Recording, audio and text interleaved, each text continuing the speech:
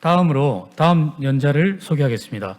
다음 연자분은 김흥렬 국가생명공학정책연구센터 센터장님이십니다. 김흥렬 박사님께서는 2014년부터 한국생명공학연구원 국가생명공학정책연구센터 센터장을 맡고 계시고요. 현재 많은 여러 가지 정책 연구 부분의 심의위원으로 기획위원으로 활동하고 계시는데요. 한국연구재단 정책연구 용역 심의위원회 위원, 그리고 또 제4차 생명공학 육성 기본계획위원회 기획위원으로 활동하고 계십니다. 또한 중소기업부 기술혁신추진위원회 위원, 또 중소기업 정책심의회 기술인재분과 전문위원, 유전자 변형 생물체 전문가 심의위원도 역임하셨습니다. 오늘 발표 주제는 바이오 혁신 트렌드 이슈와 과제라는 제목으로 발표를 해주시겠습니다. 큰 박수로 환영 부탁드립니다. 예, 안녕하십니까. 방금 소개받은 생명공학정책연구센터의 김흥렬입니다. 저는 좀 더 넓은 시야에서 나무나 가지보다는 숲을 보는 이야기를 좀 해보려고 하고요. 제가 항상 이러한 발표에서 빠뜨리지 않고 시작하는 부분이 바이오 기술에 대한 특징 부분입니다. 이러한 특징을 제대로 이해해야 타 기술 혁신 대비 바이오 나름의 차별화된 전략이나 방향들을 더 세부적으로 정확하게 수립할 수 있다고 생각하고 있습니다. 이런 특징과 더불어서 최근의 기술 혁신 트렌드, 특히 이제 디지털 전환되고 있는 모습에 대해서 좀 더 강조해서 말씀드리고 싶고, 그러한 내용들이 미래의 4차 산업혁명을 촉발시키는 방향으로 더 가속화되고 있는 현상, 그리고 바이오 레볼루션이나 바이오 이코노미와 같은 전 세계적인 경제 패러다임으로 전환되는 내용들을 담론 수준에서 거시적인 모습들을 설명드려 보도록 하겠습니다. 슬라이드가 조금씩 깨져 있기는 한데 좀 전에 이종장기에 대한 얘기도 있었지만 굉장히 많은 실패 속에서 바이오가 혁신을 하고 있습니다. 이러한 실패와 성공의 문제를 확률로 따져서 하는 것을 2차적인 불확실성이라고 하는데, 바이오는 더 근본적으로 1차적인 불확실성의 특징을 갖고 있습니다. 1차적인 불확실성은 우리가 모르는 게 뭔지를 모른다는 것입니다. 이런 내용을 저는 한마디 용어로 생명의 블랙박스라고 표현을 해버렸는데요. 밑에 내용에서 보시는 것처럼 현재 알려지고 추정된 생물 종수가 1000만에서 1500만 종이라고 합니다. 근데 과학계에 보고된 거는 거기에서 10%에서 20%에 불과한 상황이고, 지구상의 바이러스 종류가 160만 가지나 있다고 합니다. 그 중에 우리가 3000개 정도의 정체를 파악하고 있는 수준이고, 우리 질병은 9000가지가 있는데 이 중에 치료제로 개발된 것은 500가지에 불과하다고 합니다. 이런 식으로 우리가 모르는 게 무엇인지를 모르는 근본적인 불확실성에서 어둠을 헤쳐가듯이 디스커버리를 하는 영역이 바이오 영역이라고 이렇게 말씀드리겠습니다. 이러한 내용의 근간을 두고 2000년대 초에 하버드 비즈니스 스쿨의 피사노 교수가 썼던 사이언스 베이스드 비즈니스라는 책에 바이오의 특징이, 또 비즈니스로서의 특징이 또 잘 정리되어 있습니다. 거기에는 좀 전에 말씀드린 생명 현상을 개척해 나가는 불확실성 때문에 오는 위험, 리스크 문제, 장기간의 연구 기반이 개발 기간이 필요하고 또 안전 윤리 문제가 결부되는 이러한 상황의 위험 관리가 매우 중요한 분야다 하는 거. 그 다음에 아까 이종장기의 문제도 일단 어떤 기술을 극복하고 인체에 도입했더니 또 다른 문제가 발생해서 더 종합적인 지식을 갖춰야 치료에 이용될 수 있는 이런 상황으로 지식이 여러 파트에서 발전하고 있지만 결국은 인체 내에서 약으로 작용할 수 있어야 한다라는 그런 명제 속에서 보면 지식의 통합이 매우 중요한 방향성이다. 그리고 마지막으로는 이 두 가지의 특징 때문에 부수적으로 생기는 특징이 학습입니다. 만 개의 아이디어에서 하나의 신약이 나오는 것처럼 수많은 실패 속에서 조금씩 지식이 누적되고 개척되어서 드디어는 신약으로 창출되는 이런 특징을 갖고 있다고 말씀드리겠습니다. 이러한 세 가지 특징을 깊이 이해하고 우리가 비즈니스 모델을 구성한다든지 정부 정책의 거버넌스 체계를 꾸린다든지 제도 혁신의 구성을 재편한다든지 하는 방향에 대해서 고민을 해야 되겠습니다. 이 위에서 최근에 진행되고 있는 혁신 트렌드를 한번 살펴보겠습니다. 역시 숲의 관점에서 먼저 살펴보면 가운데의 바이오의 연구개발 트렌드를 중심으로 위쪽으로는 연구 방법론이나 기술이 이제 등장하고 있는 모습들을 볼 수 있고, 예를 들어서 이미징 기술이라든지 NGS, PCR, 최근에 싱글셀 지놈과 같은 이러한 기술들, 크라이오엠 기술들이 등장하고 있는 부분들을 한번 눈여겨보시면 좋을 것 같고, 맨 밑에는 이러한 기술 트렌드의 최근의 추세를 보여줍니다. 분자 수준의 분석적 연구에서부터 점차 분자 세포의 상호작용 쪽으로, 그리고 한 세포 단위를 세밀하게 들여다보는 거, 그다음 장기 관련해서 살펴보는 분자에서부터 세포, 장기, 그리고 이제는 그 모든 요소가 단일 세포 분석이라든지 멀티오믹스, 페노믹스, 멀티스케일. 멀티스케일은 분자부터 장기, 개체까지를 스케일업 해가면서 데이터를 연결하는 이런 추세로까지 발전해 나가고 있습니다. 이러한 최근의 기술 혁신의 특징을 키워드 몇 가지로 뽑는다면 정밀화, 다양성을 통합하는 문제, 시스템화되는 부분들입니다. 특히 이제 그 크라이오 EM이나 라이브 이미징 같은 어떤 모습들, 단일 세포 분석하는 부분, 이런 것들이 멀티 스케일로 데이터가 통합되고 연결되는 부분, 빅데이터로 해석되는 부분, 이러한 부분들이 굉장히 중요한 기술 혁신이 추세를 형성하고 있는데, 이 모습 속에 바로 유전체 혁명이 가져온 데이터의 생산 역량이 없었다면 불가능할 거라고 봅니다. 이제 바이오의 키 혁신 요소가 데이터가 되어가고 있고, 이 데이터는 엄청난 속도로 쌓여가고 있습니다. EMBA의 그 데이터 자료에 의하면은 해마다 1.5배씩 쌓여가고 있고, 5년 내에 뭐 7.6배 뭐 이런 식으로 데이터가 쌓여가고 있습니다. 또 한 측면에 오른쪽 위쪽에서 보시면 글로벌 수준에서 지놈 시퀀싱 프로젝트가 수행되고 종료되는 숫자들이 최근에 폭발적으로 증가해서 4만에서 5만 건의 프로젝트가 해마다 종료되고 있고, 또 진행되는 것도 3만 건이 넘는 이런 상황입니다. 그리고 밑에는 글로벌 컨설팅 그룹인 보스턴 컨설팅 그룹에서 최근에 내온 보고서에 나온 내용인데요. 좀 전에 말씀드린 것과 같이 생명에 대한 어떤 그 우리에게 보고된 게 20% 이내라는 거, 10만 개 정도가 유전체 분석이 되었다라는 이런 얘기고, 나머지 엄청나게 많은 이제 그 생명 다양성에 대한 미개척 영역이 존재한다, 이런 것들을 말씀드리겠습니다. 다만 이렇게 아직도 광대한 영역이 남아 있음에도 불구하고 데이터로 전환되는 속도가 그 무어의 법칙을 상회하는 속도로 더욱 가파라지고 있는 모습, 그런 것들이 이제 게놈 프로젝트 숫자에서부터 입증되고 있습니다. 이러한 부분이 디지털 전환을 가속화하는 한 모습인데요. 한번 살펴봅시다. 우리가 좀 전에 피사노 교수가 지적했던 바이오가 사이언스 비즈니스의 특징으로 위험 관리나 통합, 학습의 문제가 매우 중요하다고 했었는데, 여기에 최근에 디지털 전환이라는 컨셉이 합쳐지고 있습니다. 이 디지털 전환은 데이터가 자원인 그러한 시대를 맞이한다는 얘기고, 데이터가 자원이다 보니까 서비스화가 가능한 상황으로 이제 데이터를 가지고 연결을 통해서 상호작용하는 게 매우 중요한 비즈니스의 요소가 되어가고 있다. 그다음에 혁신의 주기가 점점 빨라지고 있다. AI나 로봇 같은 것들이 활용될 수 있는 상황으로 다가오고 있고, 혁신 주기가 빨라지고 있다.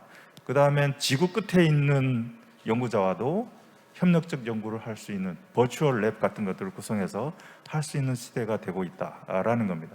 이러한 부분들을 다시 한번 특징으로 잘 보면 헬스케어 4.0이라는 개념으로 누군가 이퀘이션을 만들어 놓은 게 있어서 재밌어서 갖고 왔는데, 세계적인 글로벌 그 컨설팅 기업인 언스트 영사조차도 미래 혁신의 가치는 I의 D승이다라고, 이노베이션의 D승이라고 해서 데이터가 갖고 있는 의미를 굉장히 강하게 강조하고 있습니다. 여기에서 생명공학 연구의 현상들을 짚어보면, 연구 장비가 데이터를 만들어내는 도구라고 이해될 수 있고, 이 연구 장비가 IoT라고 하는 이러한 방법에 의해서 데이터를 중심으로 서로 연결되어 있다. 그리고 그 연결된 장비들이 지노믹스라는 바이오의 정보들을 분자 수준에서 분석하고 시스템적으로 통합해 나가고 있는데, AI가 도와주고 있다라고 생각하면 이 세 가지 부분이 결합되는 모습에서 헬스케어의 새로운 혁신이 이루어지고 있는데, 이 세 가지를 묶어내는 반복론이 플랫폼이다. 어떤 목적을 갖고 그 목적에 맞춰서 기술이나 장비, 소재 자원의 활용을 최적화 효율화하고 연구 프로세스를 단축시키는 이런 문제가 플랫폼이 하는 역할인데, 이 플랫폼 전략으로 바이오가 바뀌어가고 있다, 이렇게 말씀드릴 수 있습니다. 근데 이 플랫폼이 갖고 있는 또 깊이 있는 전략적 차이점을 더 생각해 볼 필요가 있습니다.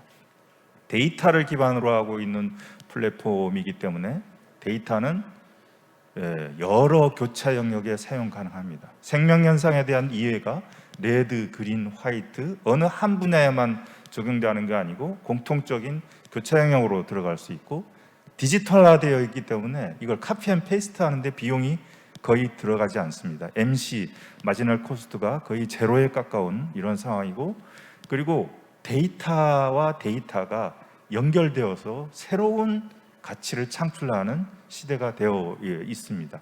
그래서 데이터를 일부 모아놓으면 다음 데이터를 모을 때는 앞서 모은 데이터가 작용력을 더 발휘해서 승수 효과로 데이터를 흡수하고 모아내는 속도가 점점 빨라진다, 이렇게 말씀드릴 수 있습니다. 이런 것들을 플라이힐 효과라고 맥켄지가 증명을 했었습니다. 최근에 맥켄지가 바이오 레볼루션이라는 이제 보고서를 냈는데, 거기에 데이터에 기반한 바이오 혁신의 미래 모습이 플라이힐 효과에 의해서 데이터를 플랫폼을 장악한 기업들의 독점력이 더욱더 가속화되는 이런 상황을 맞이할 될 거다라는 이젠 예측을 하고 있습니다. 특히 이제 이 디지털 전환의 시대에서 우리가 바이오 데이터와 그 데이터가 근간이 이루는 플랫폼을 통한 상호작용의 어떤 그 메커니즘을 구축하고 그 속에서 가치를 창출하는 문제가 매우 중요한 미래의 혁신의 경쟁 영역이다. 해외에서는 이러한 부분에 많은 준비들이 이미 되어가고 있고 우리도 하고 있습니다. 예시 정도인데요. 구글과 아마존이 얼마 전에 NCBI의 데이터를 이제 넘겨받아서 서비스를 시작했습니다. 이러한 서비스가 되게 된 동기는 폭발적으로 증가하는 데이터를 리포지터리 하는데 비용이 너무 많이 들어가서 공공에서 부담하기 어렵다, 이런 부분들의 어떤 민간의 자본력을 이용해서 그 리포지터리 역량을 강화하자라는 이런 측면도 있는데, 그 NCBI 데이터가 구글에 한시적으로 오픈되면서 구글의 클라우드 비즈니스에 새로운 변화가 생기고 있습니다. 최근에 국내에도 구글 클라우드가 진출해 있고, 모 기업이 자신의 시퀀싱 정보, 인체 시퀀싱 정보 자원줄을 구글 클라우드에 올렸더니 어떤 현상이 일어나느냐 하면은 NCBI에서의 데이터를 받아내고 그걸 어떤 툴에 넣어서 분석하는 시간 대비 구글 클라우드에 넣었을 때 실시간으로 데이터가 연결되면서 분석의 포인트가 더 확실되고 효과적으로 발생하는 이런 부분들이 있었습니다. 그러한 식으로 구글 클라우드가 저렴한 비용으로 어떤 공짜로 클라우드 서비스를 NIH에 제공해 주는 그 이면에서 구글은 그걸 발판으로 세계에다가 클라우드 서비스를 하는 프로젝트 비즈니스를 개척하고 있고, 또 한 이면에서 우리가 한번 생각해 볼 수 있는 게 이런 플랫폼을 수단으로 해서 데이터를 모으고 있는 건 아닌가 하는 이런 조금 의심도 해볼 만한 상황입니다. 연구 데이터들이 클라우드 베이스로 이게 축적된다는 거는 물론 연구 서비스가 그 데이터가 오픈되고 남용될 것이다, 제3자가 활용될 것이다라는 전제가 깔리면 연구 비밀성이라든지 이런 것들이 훼손되기 때문에 비즈니스 자체가 안 됩니다. 그렇지만은 먼 시간이 흘러서 데이터가 데이터끼리만 작동해서 뭔가 생명 현상을 통합적으로 바라볼 수 있는 지식의 툴이 이 플랫폼이 형성되고 갈 거라고 보면, 그게 어느 누구의 데이터에 의하여 가치가 창출되는지를 정의할 수도 없는 상황이 올 거라고 저는 생각합니다. 그러한 비즈니스 모델이 만들어지고 있다. 그리고 또 한 가지의 특징은 좀 전에도 말씀드렸지만 데이터를 만들어내는 게 연구 장비다고 얘기를 했었습니다. 연구 아이디어가 있어야 뭐 장비도 사용하겠지만 일단 첨단 크라이오엠이나 방사 가속기 같은 이런 장비들이 이용돼서 생명 현상을 더 정밀하고 예전에 보지 못했던 부분까지 바라보는 이런 시대가 와 있습니다. 근데 이 장비를 바라볼 때 이 장비가 고가의 장비를 사다 놓고 활용한다고 보면은 그 감가상각으로 이제 소실되어 있는 그 장비의 가치 대비 불과 그 감가상각을 다 계산해서 자본을 축적하기도 전에 새로운 장비가 나와버립니다.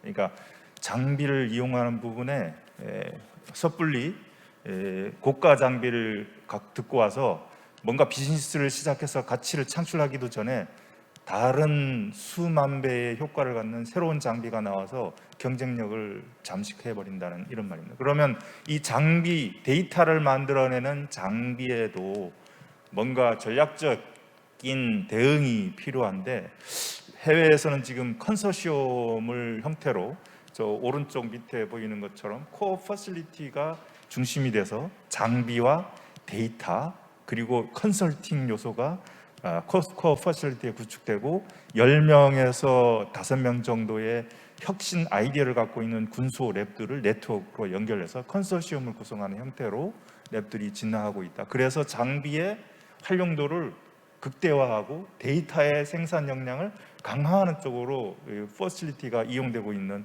이런 모습들을 볼 수 있습니다. 그런 문제는 한 기관의 문제라기보다는 특정 지역의 지리적으로 근접한 부분에 컨소시엄을 더 크게 구성해서 핵심 코어 퍼실리티가 있고 주변에 군소 퍼실리티가 있어가지고 첨단 장비에 대한 교육 기능까지도 결부해서 코어 퍼실리티에서는 테크니션을 가르치는 교육 기능을 갖춰서 첨단 장비들을 가르쳐주고 그 교육받은 사람들이 자체 퍼실리티에 가서 대응하기도 하고, 첨단 장비를 사용하려고 할 때는 연구자와 같이 와서 코어 퍼실리티에서 데이터를 생산해내는 역할을 할 수 있는 테크니션의 기능이 굉장히 강화되는 추세도 이 데이터 전략에서 매우 중요해지고 있다 말씀드리겠습니다. 저희들이 해마다 미래 포럼을 개최하는데 이 미래 포럼에 일본 연자가 오셔가지고 밑에 사진 한 장을 보여주셨는데, 이거는 일본의 지금 연구 랩에 병원에 연구 프로젝트를 진행하는 과정에 한쪽에는 이제 연구자들이 앉아 있고 한쪽에는 IT 전문가들이 앉아가지고 서로 상의하면서 뭔가 IT 데이터를 만들어내고 생성하는 전략들을 구성해가는 모습들이 이제 자연스러워지고 있다, 이렇게 말씀드리겠습니다. 이런 데이터가 이제는 기초과학을 촉진하고 있습니다. 데이터 드리븐 연구라는 개념들이 많이 나오고 있는데, 특히 이제 오늘 계신 연구 필드에 많은 부분들이 중개 연구에 관심을 가질 텐데, 데이터에 근거를 두고 중개 선순환 연구를 할 수 있는 인프라를 구축하는 게 매우 중요한 과제일 거라고 저는 한번 말씀드려 봅니다. 그리고 이러한 연결고리가 어떤 범위로까지 가고 있는지를 한번 새로운 예를 들어서 말씀드려 보겠는데, 유럽의 라이프타임 이니셔티브라는 범국가 프로젝트가 이제 진수되었습니다. 그거는 어떤 전략을 갖고 있냐면은, 한쪽에는 싱글셀 지노믹스라는 유전체 분석을 아틀라스 수준으로 이렇게 올려가는 이러한 정밀한 분석 역량을 놓고, 반대편에는 오가노이드를 넣었습니다. 환자 유래의 오가노이드 기술 연구, 그래서 특정 환자를 대상으로 싱글셀 단위에서 연구 분석을 하고 오가노이드를 통해 가지고 또 연구하고 그 가운데에 AI를 넣어 놔 가지고 AI가 양쪽의 데이터들을 통합하고 결합하면서 시너지를 나게끔 하는 이런 전략을 이 오른쪽에 보이는 그림처럼 세 개의 필러에다가 다양한 질환 타겟을 하는 연구팀들이 결합되어서 횡적 종적으로 혁신하는 이런 프로젝트가 진행되고 있기도 합니다. 이게 디지털 전환이 배경에 깔려 있기 때문에 가능한 연구 모델이라고 생각해 봅니다. 멀티 스케일이라는 말씀을 드렸는데 일본 자료에서 이제 동향의 매우 중요한 요소로 몰레큘을 벌써 에코시스템까지 순방향의 데이터 연결과 더불어서 역방향의 데이터 연결도 얘기를 하고 있습니다. 사회 속에 코로나 감염병이 확산되어 있는데 어떤 사람은 걸리고 안 걸리는지에 대한 데이터들이 축적되고 이게 유전체 분석 데이터와 만날 수 있다는 거죠. 이러한 식으로 사회 속에서의 데이터가 기초 연구에 영향을 주기도 하는 이런 상황으로 멀티 스케일로 연결되는 시대가 다가오고 있고 우리가 이러한 부분에 데이터 전략들이 더 가져야 된다. 정책도 이러한 부분에 맞춰서 오늘 규제과학과 관련된 연구들을 많이 하시는 분들이 모였는데 예전처럼 선형으로 R&D 아이디어에서부터 제품화까지 선형으로 가는 것보다는 처음 시작할 때부터 규제와 경제, 과학, 이 사회 요소들이 동시에 들어와 가지고 서로 협력하면서 아까 규제 가이드라인도 초기 단계부터 고민해서 준비하고 개발시켜서 결국 기술이 성숙화되어 갈 때는 이제 이미 가이드라인이 준비된 상태가 되도록 하는 게 경쟁력의 요체다 이렇게 말씀드리겠습니다. 이런 디지털 전환의 문제에서 또 하나의 큰 우리가 유전체 혁명의 시대가 이제 근대 바이오를 만들어냈다면 이제 그 유전체를 읽던 시대에서 쓰는 시대로 바뀌어가는 부분에서도 패러다임이 만들어지고 있다. 이게 합성생물학이나 바이오 파운드리 이런 얘기들인데요. 여기서 한번 강조하고 싶은 거는 비즈니스의 목적이 제품을 만들어내는 거지만 이제 신약을 하나 두 개를 겨냥하는 시대에서 플랫폼을 만들어 놓고 신약을 개발하는 속도를 높이는 경쟁이 이루어지고 있다. 4차 산업혁명의 어떤 주요한 특징은 혁신의 속도를 바꿔서 게임 체인저가 되어버리는 겁니다. 똑같은 기술을 쓰더라도 플랫폼을 이용하고 AI를 이용해서 속도를 높여버리는 이런 경쟁에 우리가 어떻게 대응할 것이냐가 문제입니다. 모더나가 메신저 RNA 백신을 만들어내는 그 배경에는 긴코 바이오웍스라는 바이오 파운드리 기업이 있었습니다. 이 바이오 파운드리 기업이 초기 단계의 물질들을 설계하고 자동화해서 제공해 주지 못했다면 모더나도 어려움을 겪을 거라고 얘기합니다. 근데 이 모더나가 갖고 있는 전략이 바이오 파운드리를 플랫폼으로 해서 서비스하는 전략과 더불어서 바이오 파운드리를 데이터 확보의 수단으로 이용하는 비즈니스 모델까지 가고 있는 최근의 추세가 있습니다. 이 기업이 이러한 혁신성을 갖고 있어서 최근에 20조 원의 IPO가 올해 이루어졌 이러한 성과들을 보였습니다. 이러한 현상들이 과거 좀 전에 바이오 특징이라고 얘기했던 어떤 여러 그 한계점들, 위험성이라든지 어떤 보편적인 표준화의 어려움이라든지 이런 부분들을 극복해 나가는 기술로 적용해서 다가가고 있다. 이미 굉장히 많은 산업들이 형성되고 있고 새로운 비즈니스 모델들이 만들어져 나가고 있습니다. 이러한 모더나나 긴코 바이오웍스가 볼 수 있었던 합성생물학이라는 합성생물학이라는 이제 연구 장비와 AI, 로봇이 결합되면서 디자인에서부터 디자인, 빌드, 테스트, 런이라는 선순환 사이클을 가속화해서 트라이얼 에러를 반복하면서 성장하는 이러한 형태의 연구 방법론이 이제 일상화되면서 바이오 레볼루션이 이제 다가오고 있고 연 4조 달러를 창출하는 미래 시장이 만들어진다고 하고 있습니다. 이거는 맥켄지 보고서에 나와 있는 내용이고요. 특히 시사점은 기존의 레드 위주의 헬스케어 위주의 시장에서 농수산이나 서비스, 산업 바이오 같은 이러한 부분으로의 시장 가치, 시장 창출도 굉장히 크게 헬스케어 못지않게 형성될 거라는 이런 지적들입니다.